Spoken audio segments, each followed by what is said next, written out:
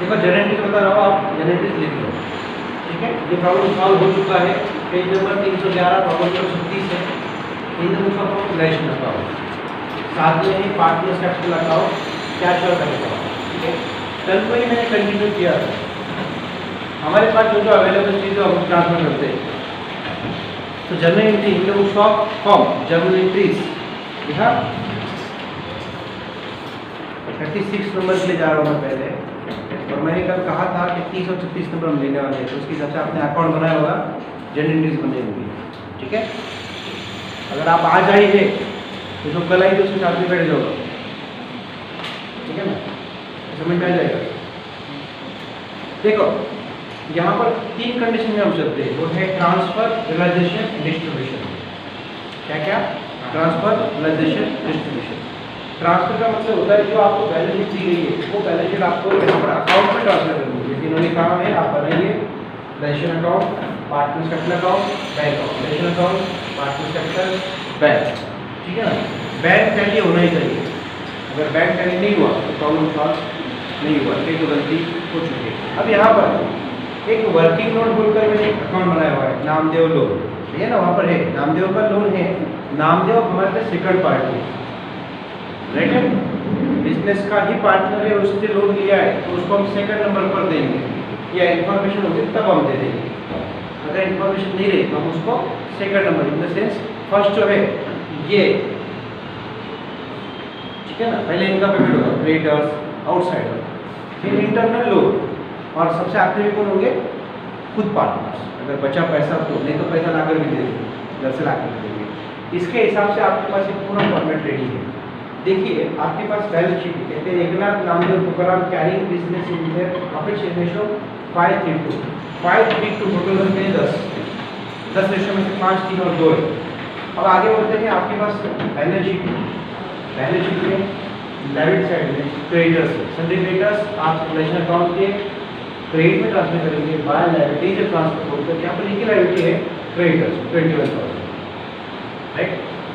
फिर Namdev loan, Namdev loan कहाँ चला गया? खुद नामदेव लोन का अकाउंट बनाया, बाय बैलेंस ब्रॉट डाउन 5,000। उसके बाद है रिजर्व फंड और कैपिटल, तो कैपिटल अकाउंट हमने बनाया है, खुद उनका balance by balance brought down 20, 10 और 14, जबकि रिजर्व फंड आपके पास 20,000 है, और 20,000 को 10 से डिवाइड किया तो एक रेशियो के लिए, तो 5 के लिए, 3 के लिए और 4।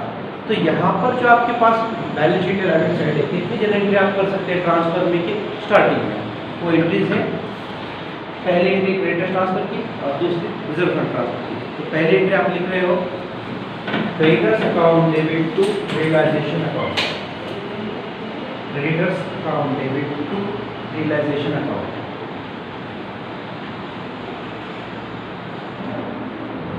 अमाउंट 21,000 नरेशन है, अमाउंट 21,000 और नरेशन है। बीइंग लायबिलिटीज ट्रांसफर्ड,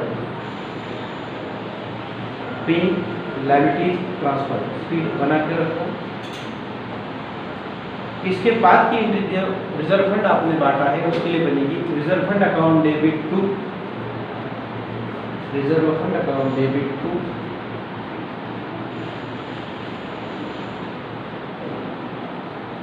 तीनों पार्टनर के नाम 222, एकनाथ, नामदेव, तुकाराम, आगे कैपिटल लगाओ, एकनाथ, नामदेव, तुकाराम, 2 एकनाथ, 2 नामदेव, 2 तुकाराम, आगे उनकी कैपिटल अकाउंट, हाँ कैपिटल अकाउंट, उसके आगे Eknath capital account, Namdev capital account, Tukaram capital account. Reserve fund में डेबिट में अमाउंट लिखो 20,000 रुपये, क्रेडिट में 10,6,4,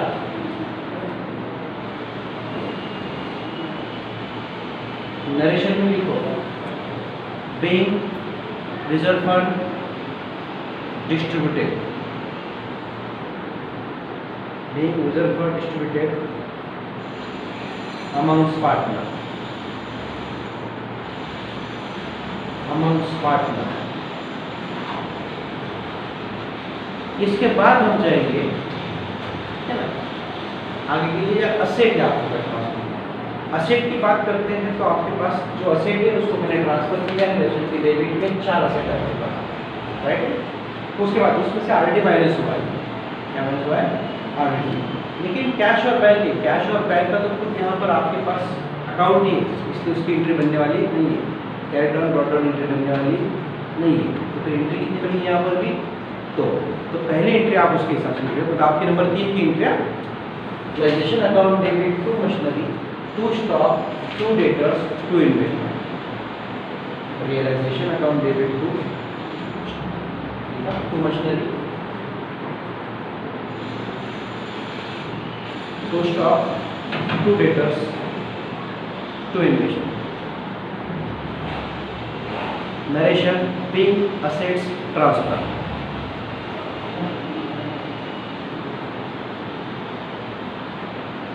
बिग असेट ट्रांसफर के बाद अमाउंट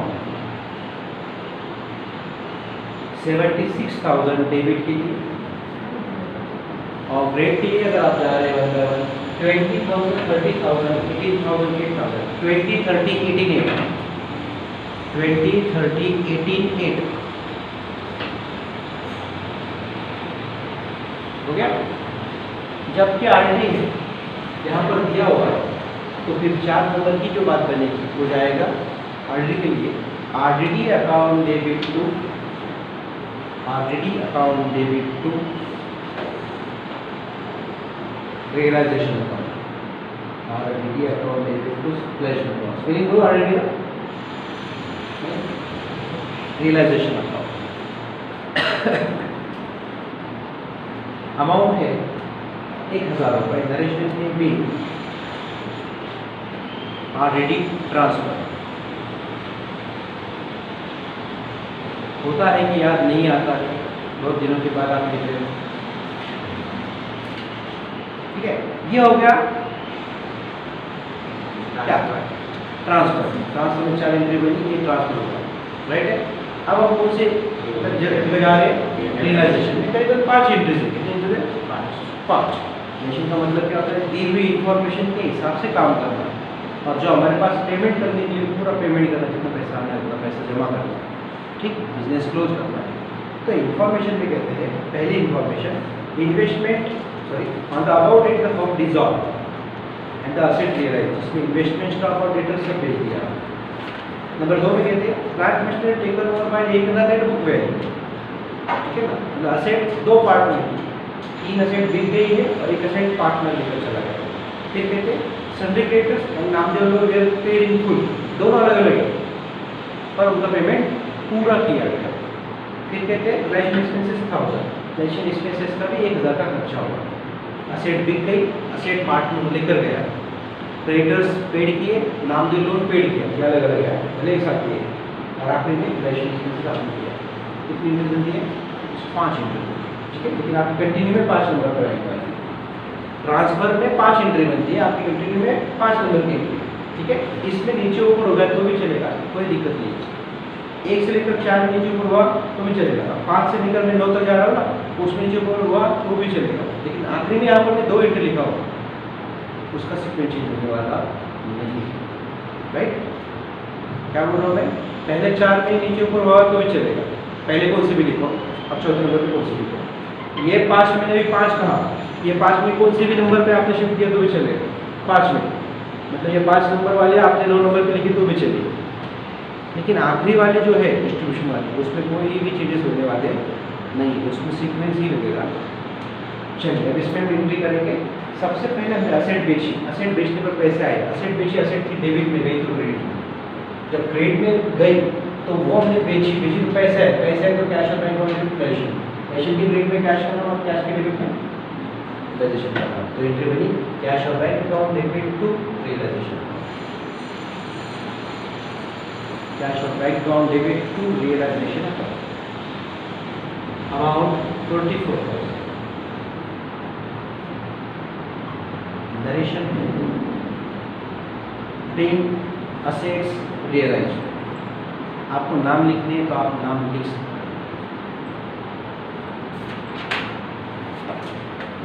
उसके बाद एक पार्टनर असेट लेकर चला गया, असेट फिर एक बार डेबिट में थी गई तो क्रेडिट में नहीं आने वाली है, लेकिन जो लेकर गया उसका नाम लिखना पड़ेगा, उसका नाम लिखना पड़ेगा और उसके अकाउंट में से भी पैसे माइनस करने पड़ेंगे। इसी रिलेशन में क्रेडिट में एकनाथ का नाम, एकनाथ के डेबिट में रियलाइजेशन का नाम। तो एंट्री लिखोगे आप Eknath capital account debit to realisation account, Eknath capital account debit to realisation account.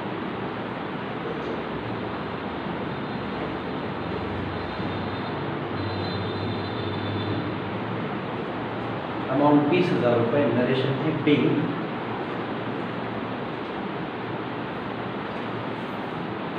Machinery taken over by partner, taken over by partner. कोई पीछे रह गया होगा तो एक दूसरे को बाद में पूछ लो, कोई दिक्कत नहीं है। इसके बाद अगली एंट्री बनने वाली है, उसके लिए भी ध्यान दो। तो कहते हैं क्रेडिटर्स का पेमेंट हुआ, नामदेव लोन का पेमेंट, दोनों अलग अलग चीज़ें। क्रेडिटर्स हमारे पास यहीं पर डेबिट गए तो क्रेडिट में गए तो डेबिट, लेकिन गए मतलब क्या, पेमेंट हुआ, इसलिए रेशन की डेबिट में कैश का नाम लिखा है, पेमेंट मतलब कैश क्रेडिट में रियलाइजेशन का नाम लिखा है, क्रेडिटर्स गए, ठीक है ना। उसके बाद ध्यान दो, आपने खर्चा भी किया है, वैसे एक्सपेंस भी पेड किया आपने 1000 रुपीज़, तो खर्चा भी जाने वाला है ना कैश में से, वो भी क्रेडिट साइड में लिखा हुआ है, मतलब दोनों एंट्री सेम में आने वाली है, अमाउंट में फर्क, नरेशन में फर्क आने वाला है, राइट है। तो पहले एंट्री क्या बनेगी आप, realisation account debit to cash और bank account, realisation account debit to cash और bank amount 21,000, narration B, narration के बी, क्रेडिटर्स पेड ऑफ, लेकिन क्रेडिटर्स पेड किया तो भी चलेगा, या पेड फॉर क्रेडिटर्स लिखा तो भी चलेगा, हो गया। सेम एंट्री बनाएंगे वापस, realisation account debit to cash और बैंक,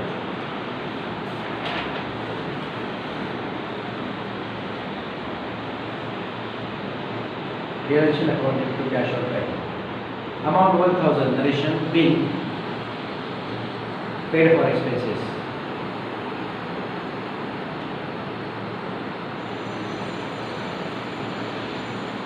उसके बाद की एंट्री बनाएंगे आप। देखो नामदेव का लोन पेड हो रहा है, अब ये रेशन में कोई मतलब है इसका, कुछ मतलब, उसका हमने सेपरेट अकाउंट बनाया वर्किंग लोग में, नामदेव का बैलेंस क्रेडिट में था, गया तो डेबिट में, कहाँ से गया डेबिट में, मतलब जाएगा क्रेडिट में से कैश और bank, Namdev debit to cash और bank, Namdev loan account debit to cash और बैंक अकाउंट, तो फिर आप लिखोगे Namdev account debit to, Namdev loan account है, Namdev loan account debit to cash और bank, Namdev loan account debit to cash और बैंक 5,000,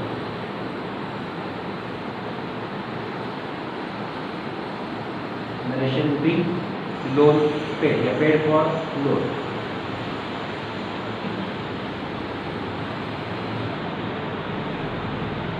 हो गई पूरी ट्रांसफर वाली 5 एंट्री जो थी, 4-5 एंट्री हो गई।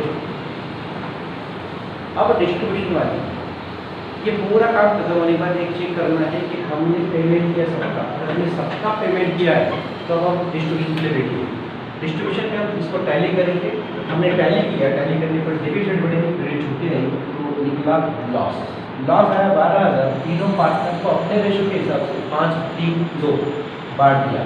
जब रेशन के पेड में पार्टनर का नाम तो पार्टनर के डेबिट में रिलेशन का नाम, राइट है।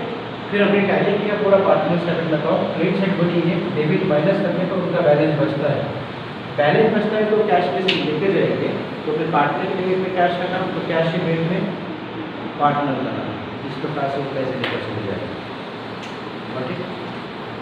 तो एंट्री है, पहले लॉस हुआ, एंट्री बनेगी, तीनों के नाम डेबिट, पहला नाम है एकनाथ कैपिटल अकाउंट,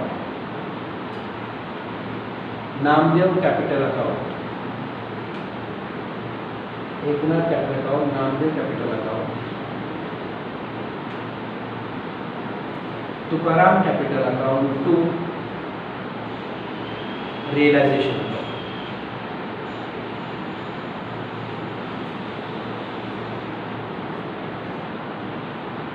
नरेशन के B, loss on realisation transfer, loss on realisation transfer हो गया। अब ये लॉस ट्रांसफर हुआ तो लॉस के हिसाब से अमाउंट देनी पड़ेगी 6000 डेबिट में, 3600 डेबिट में, 6000 हो गया, 3600, 2400, 6000, 3600, 2400 और सब मिलाकर 12000 रुपये क्रेडिट। इसके बाद टैली करने पर जो बैलेंस निकला उसकी एंट्री वापस बनानी पड़ेगी आपको। सेम एंट्री, सेम नाम लिखो, चलो सेम एंट्री हिसाब से मतलब सेम नाम लिखो। एक नाथ नामदेव तुकाराम लिख दो एक बार, टू कैश होता है वहाँ चेंज हो जाएगा। तीनों capital account debit to cash होता है।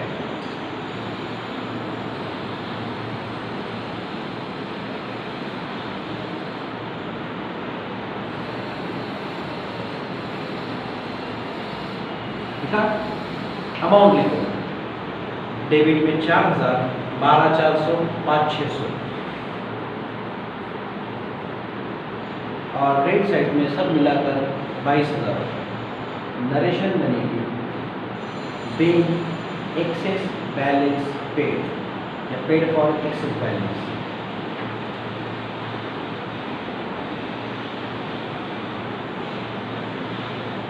हो गया। जनरल एंट्रीज यहाँ पर खत्म होगी। इसके बाद आप दोनों साइड जो है डेबिट टैली कर दो और वहाँ पर बैठकर उसका क्लोज कर दो।